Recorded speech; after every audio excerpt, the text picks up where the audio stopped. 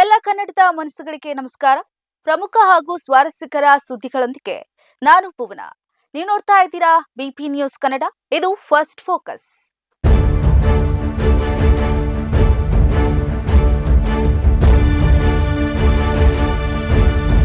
ಮೊದಲಿಗೆ first focus ಸುದ್ದಿಯ ಮುಖ್ಯಾಂಶಗಳು. ಸಿಎಂ ಆಗಿ ಎಷ್ಟು ದಿನ ಇರ್ತೀನೋ ಗೊತ್ತಿಲ್ಲ, ಸಿದ್ದರಾಮಯ್ಯ ಶಾಕಿಂಗ್ ಹೇಳಿಕೆ. ಗಂಡಸರು ಯಾವಾಗ ರೇಪ್ ಮಾಡ್ತಾರೋ ಅರ್ಥ ಆಗೋದಿಲ್ಲ, ನಟಿ ರಮ್ಯಾ ವಿವಾದಿತ ಹೇಳಿಕೆ.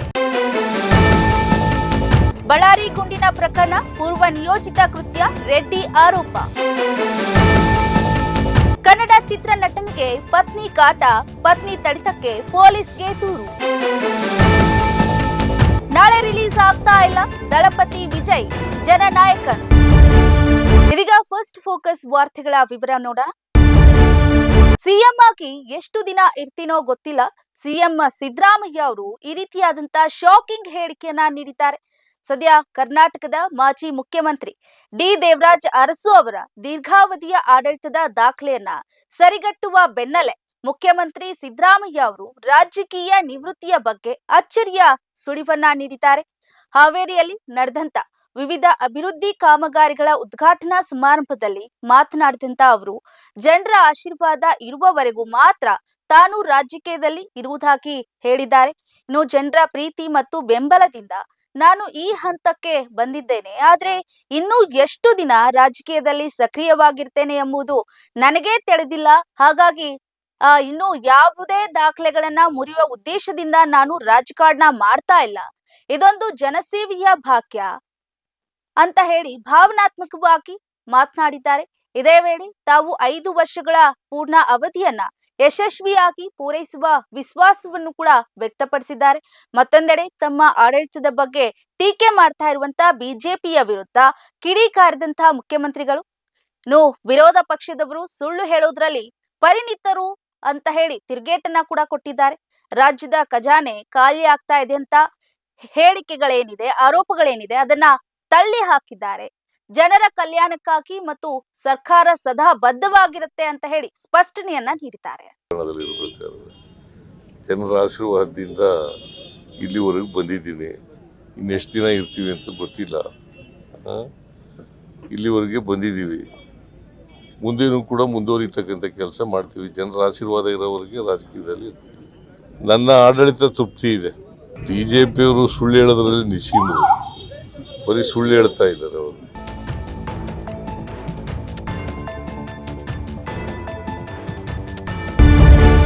ಬಳ್ಳಾರಿ ಗುಂಡಿನ ಪ್ರಕರಣ ಏನಿದೆ ಅದು ಪೂರ್ವ ನಿಯೋಜಿತ ಕೃತ್ಯ ಅಂತ ಹೇಳಿ ರೆಡ್ಡಿ ಅವರು ಆರೋಪವನ್ನ ಮಾಡಿದ್ದಾರೆ. ಬಳ್ಳಾರಿಯಲ್ಲಿ ಜನವರಿ 1ರಂದು ನಡೆದಂತ ಕಾಂಗ್ರೆಸ್ ಕಾರ್ಯಕರ್ತ ರಾಜಶೇಖರ್ ಅವರ ಸಾವಿನ ಪ್ರಕರಣ ಈಗ ಹೊಸ ತಿರುವನ್ನ ಪಡೆದುಕೊಳ್ತಾ ಇದೆ.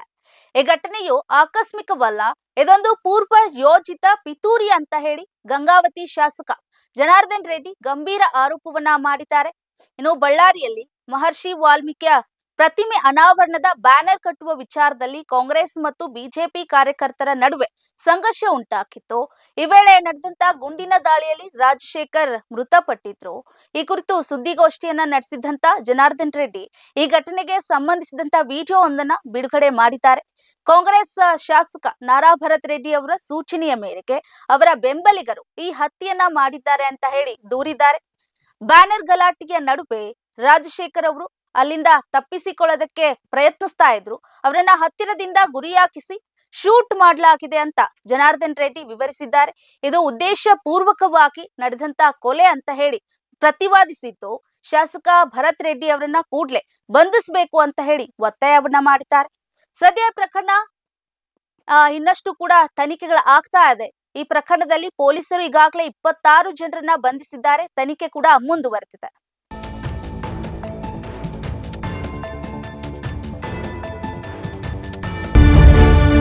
ನಾಯಿಯ ಮನಸ್ಥಿತಿಯನ್ನ ಅರ್ಥ ಮಾಡಿಕೊಳ್ಳಲಾಗದ ಬೀದಿ ನಾಯಿಗಳ ಬಗ್ಗೆ ಸುಪ್ರೀಂ ಕೋರ್ಟ್ ಆತಂಕ. ಬೀದಿ ನಾಯಿಗಳ ಹಾವಳಿಯಿಂದ ಸಾರ್ವಜನಿಕರಿಗೆ ಉಂಟಾಗ್ತಾ ಇರುವಂತಹ ತೊಂದರೆಗಳ ಬಗ್ಗೆ ಸುಪ್ರೀಂ ಕೋರ್ಟ್ ತೀವ್ರ ಕಳವಳ ವ್ಯಕ್ತಪಡಿಸಿದೆ.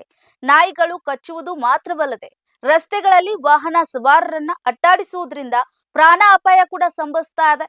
ಹಾಗಾಗಿ ರಸ್ತೆಗಳು ನಾಯಿಗಳಿಂದ ಮುಕ್ತವಾಗಿರಬೇಕು ಅಂತ ಸುಪ್ರೀಂ ಕೋರ್ಟ್ ಸ್ಪಷ್ಟವಾಗಿ ಹೇಳಿದೆ.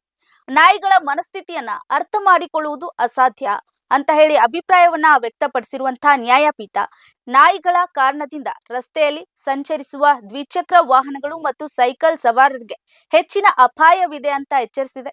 ಇತ್ತೀಚೆಗೆ ಕೇವಲ 20 ದಿನಗಳ ಅವಧಿಯಲ್ಲಿ ಬೀದಿ ನಾಯಿಗಳ ಕಾರಣದಿಂದಾಗಿ ಇಬ್ಬರು ನ್ಯಾಯಾಧೀಶರೇ ಅಪಘಾತಕ್ಕೆ ಈಡಾಗಿರುವ ಗಂಭೀರ ವಿಷಯವನ್ನ ಕೋರ್ಟ್ ಪ್ರಸ್ತಾಪಿಸಿದೆ. ಪ್ರಾಣಿ ಹಕ್ಕುಗಳ ಪರ ವಾದ ಮಂಡಿಸಿದಂತ ವಕೀಲರು ವಿಶ್ವವಿದ್ಯಾಲಯಗಳಂತಹ ಆವರಣದಲ್ಲಿ ನಾಯಿಗಳಿದ್ದರೂ ಕೂಡ ಅವು ಕಚ್ಚುವುದಿಲ್ಲ ಅಂತ ಹೇಳಿ ವಾದವನ್ನ ಮಂಡಿಸಿದ್ದಾರೆ.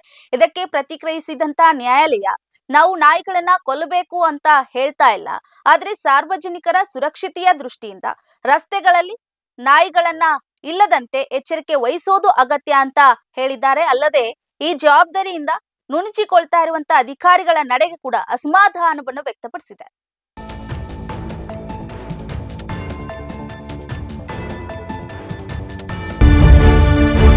ಗಂಡಸರು ಯಾವಾಗ ರೇಪ್ ಮಾಡ್ತಾರೋ ಅರ್ಥ ಆಗೋದಿಲ್ಲ. ನಟಿ ರಮ್ಯಾ ವಿವಾದಿತ ಹೇಳಿಕೆ.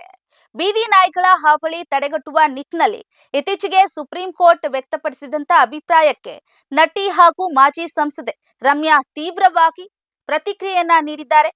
ನಾಯಿಗಳ ಮನಸ್ಥಿತಿ ಅರ್ಥ ಮಾಡಿಕೊಳ್ಳುವುದು ಕಷ್ಟ, ಹಾಗಾಗಿ ರಸ್ತೆಗಳಲ್ಲಿ ನಾಯಿಗಳಿಲ್ಲದಂತೆ ನೋಡಿಕೊಳ್ಳಬೇಕು ಎಂಬ ನ್ಯಾಯಾಲಯದ ನಿಲುವನ್ನ ರಮ್ಯಾ ಅವರು ಪುರುಷರ ಮನಸ್ಥಿತಿಗೆ ಹೋಲಿಸುವ ಮೂಲಕ ಹೊಸ ವಿವಾದಕ್ಕೆ ನಾಂದಿ ಹಾಡಿದ್ದಾರೆ. ತಮ್ಮ ಇನ್ಸ್ಟಾಗ್ರಾಂ ಪುಟದಲ್ಲಿ ಈ ಬಗ್ಗೆ ಬರೆದುಕೊಂಡಿರುವಂತಹ ರಮ್ಯಾ, ನಾಯಿಗಳ ಮನಸ್ಥಿತಿ ಅರ್ಥವಾಗುವುದಿಲ್ಲ ಎಂಬ ಕಾರಣಕ್ಕೆ ಅವುಗಳನ್ನ ರಸ್ತೆಯಿಂದ ದೂರ ಬಿಡಿ ಎನ್ನುವುದಾದ್ರೆ ಪುರುಷರ ಮನಸ್ಥಿತಿಯನ್ನ ಅರ್ಥ ಮಾಡಿಕೊಳ್ಳುವುದು ಕೂಡ ಅಸಾಧ್ಯ. ಅವರು ಯಾವಾಗ ಅತ್ಯಾಚಾರ ಅಥವಾ ಕೊಲೆ ಮಾಡ್ತಾರೆ ಅಂತ ತಿಳಿಯೋದಿಲ್ಲ, ಹಾಗಾದ್ರೆ ಎಲ್ಲಾ ಪುರುಷರನ್ನು ಜೈಲಿಗೆ ಹಾಕಬೇಕೆ ಅಂತ ಪ್ರಶ್ನೆನ ಮಾಡಿದ್ದಾರೆ. ಇನ್ನು ಪ್ರಾಣಿ ಪ್ರಿಯರಾಗಿರುವ ಅವರು ನ್ಯಾಯಾಲಯದ ಈ ತರ್ಕವನ್ನ ಕಟುವಾಗಿ ಟೀಕಿಸಿದ್ದಾರೆ. ಇದೇ ಸಂದರ್ಭದಲ್ಲಿ ಸುಪ್ರೀಂ ಕೋರ್ಟ್ ನಲ್ಲಿ ಬೀದಿ ನಾಯಿಗಳ ಹಕ್ಕಿನ ಪರವಾಗಿ ವಾದ ಮಂಡಿಸ್ತಾ ಇರುವಂತಹ ಮಾಜಿ ಅಟಾರ್ನಿ ಜನರಲ್ ಕೆ ವೇಣುಗೋಪಾಲ್ ಅವರ ನಿಲುವನ್ನ ರಮ್ಯಾ ಬೆಂಬಲ ಮಾಡಿದ್ದಾರೆ. ಇನ್ನು ದೇಶದಲ್ಲಿರುವಂತಹ ಕೋಟ್ಯಾಂತರ ನಾಯಿಗಳನ್ನ ಆಶ್ರಯ ತಾಣದಲ್ಲಿ ಇರಿಸುವುದು ಪ್ರಾಯೋಗಿಕವಾಗಿ ಅಸಾಧ್ಯ ಮತ್ತು ಅದಕ್ಕೆ ತಗುಲುವ ಕೋಟ್ಯಾಂತರ ರೂಪಾಯಿ ವೆಚ್ಚವನ್ನ ಭರಿಸೋದು ಕಷ್ಟ ಅಂತ ವೇಣುಗೋಪಾಲ್ ವಾದಿಸಿದ್ದಾರೆ. ಈ ವಾದವನ್ನ ಎತ್ತಿ ಹಿಡಿದಿರುವ ರಮ್ಯಾ ಬೀದಿ ನಾಯಿಗಳ ಸಂರಕ್ಷಣೆ ಪರವಾಗಿ ಧ್ವನಿ ಎತ್ತಿದ್ದಾರೆ.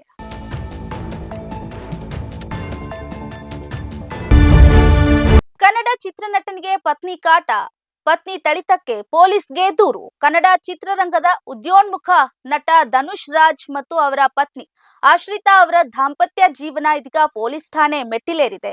ಮದುವೆಯಾಗಿ ಕೇವಲ 9 ತಿಂಗಳು ಕಳೆಯೋಷ್ಟರಲ್ಲಿ ಇಬ್ಬರು ಒಬ್ಬರ ಮೇಲೊಬ್ಬರು ಗಂಭೀರ ಆರೋಪವನ್ನ ಮಾಡಿಕೊಂಡಿದ್ದಾರೆ. ನಟ ಧನುಷ್ ರಾಜ್ ಅವರು ಗಿರಿನಗರ ಪೊಲೀಸ್ ಠಾಣೆಯಲ್ಲಿ ದೂರನ್ನ ದಾಖಲಿಸಿದ್ದು, ಪತ್ನಿ ಆಶ್ರಿತಾ ಅನಗತ್ಯವಾಗಿ ಅನುಮಾನ ಪಡ್ತಾರೆ ಮತ್ತೆ ಮನೆಯವರ ಸಮ್ಮುಖದಲ್ಲೇ ತನ್ನ ಮೇಲೆ ಹಲ್ಲೆಯನ್ನ ಮಾಡ್ತಾರೆ ಅಂತ ಹೇಳಿ ಆರೋಪವನ್ನ ಮಾಡಿದ್ದಾರೆ. ಅಷ್ಟೇ ಅಲ್ಲದೆ ಗುಂಡಾಗಳನ್ನ ಕರೆಸಿ ಹತ್ಯೆ ಮಾಡುವ ಬೆದರಿಕೆ ಕೂಡ ಹಾಕಿದ್ದಾರೆ ಹಾಗೂ ತಾನೇ ಗಾಯ ಮಾಡಿಕೊಂಡು ತನ್ನ ಮೇಲೆ ಸುಳ್ಳು ದೂರನ್ನ ಹೊರಿಸಿದ್ದಾರೆ ಅಂತ ಧನುಷ್ ದೂರಿದ್ದಾರೆ. ಮತ್ತೊಂದೆಡೆ ಆಶ್ರಿತಾ ಅವರು ಬೆಂಗಳೂರಿನ ದಕ್ಷಿಣ ವಿಭಾಗದ ಪೊಲೀಸ್ ಠಾಣೆಯಲ್ಲಿ ಪತಿಯ ವಿರುದ್ಧ ದೂರನ್ನ ನೀಡಿದ್ದಾರೆ. ಧನುಷ್ ಅವರಿಗೆ ಬೇರೆ ಯುವತಿಯೊಂದಿಗೆ ಸಂಬಂಧವಿದೆ ಮತ್ತು ಅದನ್ನ ಪ್ರಶ್ನೆ ಮಾಡಿದಕ್ಕೆ ತನ್ನ ಮೇಲೆ ದೈಹಿಕವಾಗಿ ಹಲ್ಲೆಯನ್ನ ಮಾಡಿದ್ದಾರೆ ಅಂತ ಹೇಳಿ ಆರೋಪವನ್ನ ಮಾಡಿರುವಂತದ್ದು. ಜೊತೆಗೆ ಧನುಷ್ ಕುಟುಂಬದವರು 8 ಲಕ್ಷ ರೂಪಾಯಿ ಹಣಕ್ಕಾಗಿ ವರದಕ್ಷಿಣೆ ಕಿರುಕುಳವನ್ನ ನೀಡಿದ್ದಾರೆ ಅಂತ ಆಶ್ರಿತಾ ತಮ್ಮ ದೂರಿನಲ್ಲಿ ಉಲ್ಲೇಖ ಮಾಡಿದ್ದಾರೆ. ಸದ್ಯ ಈ 2 ದೂರುಗಳ ಆಧಾರದ ಮೇಲೆ ಪೊಲೀಸರು ಪ್ರಕರಣ ದಾಖಲಿಸಿಕೊಂಡು ತನಿಖೆಯನ್ನ ನಡೆಸ್ತಾ ಇದ್ದಾರೆ.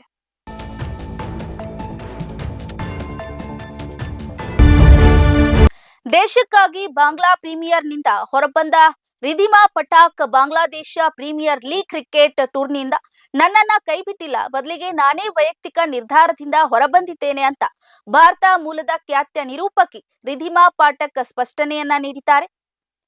ಬಿಪಿಎಲ್ನಿಂದ ರಿಧಿಮಾರನ್ನ ಕೈ ಬಿಡಲಾಗಿದೆ ಎಂಬ ಸುದ್ದಿಗಳು ಹರಿದಾಡ್ತಾ ಇದ್ದ ಬೆನ್ನಲ್ಲೇ ಅವರು ಈ ಬಗ್ಗೆ ಅಸಮಾಧಾನವನ್ನು ವ್ಯಕ್ತಪಡಿಸಿದ್ದಾರೆ. ತಮ್ಮ ಇನ್ಸ್ಟಾಗ್ರಾಂ ಪೋಸ್ಟ್ ನಲ್ಲಿ ಮಾಹಿತಿ ಹಂಚಿಕೊಂಡಿರುವ ಅವರು, ಸತ್ಯ ಹೇಳುವುದು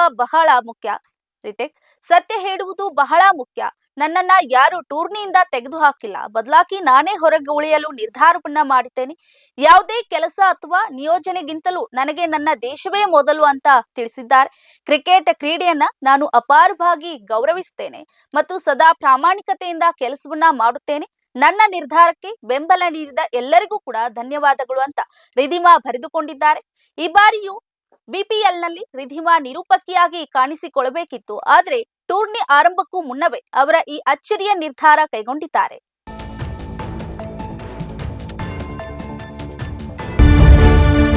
ದಳಪತಿ ವಿಜಯ್ ನಟನೆಯ ಬಹುನಿರೀಕ್ಷಿತ ಚಿತ್ರ ಜನನಾಯಕನ್ ಬಿಡುಗಡೆ ಈಗ ಅಧಿಕೃತವಾಗಿ ಮುಂದೂಡಿಕೆಯಾಗಿದೆ. ಸೆನ್ಸಾರ್ ಮಂಡಳಿಯ ಜೊತೆಗಿನ ಕಾನೂನು ಹೋರಾಟ ಮತ್ತು ತಾಂತ್ರಿಕ ಕಾರಣಗಳಿಂದಾಗಿ ಈ ನಿರ್ಧಾರವನ್ನ ತೆಗೆದುಕೊಳ್ಳಲಾಗಿದೆ. ನಿಗದಿಪಡಿಸಿದಂತೆ ಈ ಸಿನಿಮಾ ಜನವರಿ 9ರಂದು ವಿಶ್ವಾದ್ಯಂತ ಅದ್ದೂರಿಯಾಗಿ ತೆರೆಗೆ ಬರಬೇಕಿತ್ತು. ಆದರೆ ಚಿತ್ರದಲ್ಲಿ ಭಾರತೀಯ ಸೇನೆಗಳ ಚಿಹ್ನೆಗಳನ್ನ ಅನುಮತಿ ಇಲ್ಲದೆ ಬಳಸಲಾಗಿದೆ ಎಂಬ ಕಾರಣಕ್ಕೆ ಸೆನ್ಸಾರ್ ಮಂಡಳಿ ಆಕ್ಷೇಪ ವ್ಯಕ್ತಪಡಿಸಿದೆ. ಮಂಡಳಿ ಸೂಚಿಸಿದ ಬದಲಾವಣೆಗಳನ್ನ ಮಾಡಿದ ನಂತರವೂ ಚಿತ್ರಕ್ಕೆ ಪ್ರಮಾಣ ಪತ್ರ ಸಿಗದ ಹಿನ್ನೆಲೆ ನಿರ್ಮಾಣ ಸಂಸ್ಥೆಯಾದ ಕೆವಿಎನ್ ಪ್ರೊಡಕ್ಷನ್ ಚೆನ್ನೈ ಹೈಕೋರ್ಟ್ ಮೆಟ್ಟಿಲೇರಿತು. ಈ ಪ್ರಕರಣದ ವಿಚಾರಣೆಯನ್ನ ಹೈಕೋರ್ಟ್ ಜನವರಿ 9ಕ್ಕೆ ಮುಂದೂಡಿದ್ದಾರೆ. ಇನ್ನು ಅಂದು ಬಿಡುಗಡೆ ಆಗಬೇಕಾಗಿದ್ದಂತ ಸಿನಿಮಾ ಇದೀಗ ಅಸಾಧ್ಯವಾಗಿದೆ. ಇದರಿಂದಾಗಿ ವಿಜಯ್ ಅಭಿಮಾನಿಗಳಲ್ಲಿ ತೀವ್ರ ನಿರಾಸೆ ಉಂಟಾಗಿದೆ.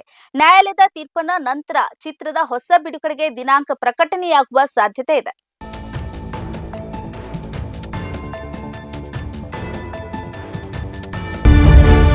ಇದಾಗಿತ್ತು ಈ ಕ್ಷಣದ ನ್ಯೂಸ್ ಫಸ್ಟ್ ಫೋಕಸ್. ನೈಜ ಹಾಗೂ ತಾಜಾ ಸುದ್ದಿ, ಪ್ರಾಮಾಣಿಕ ವರದಿ, ನಿಷ್ಠೂರ ವಿಶ್ಲೇಷಣೆಗಳಿಗಾಗಿ ನೋಡ್ತಾ ಇರಿ, ಸದಾ ಗಮನಿಸಿ ಬಿಪಿ ನ್ಯೂಸ್ ಕನ್ನಡ. ಇದು ಕನ್ನಡಿಗರ ಪ್ರತಿಧ್ವನಿ.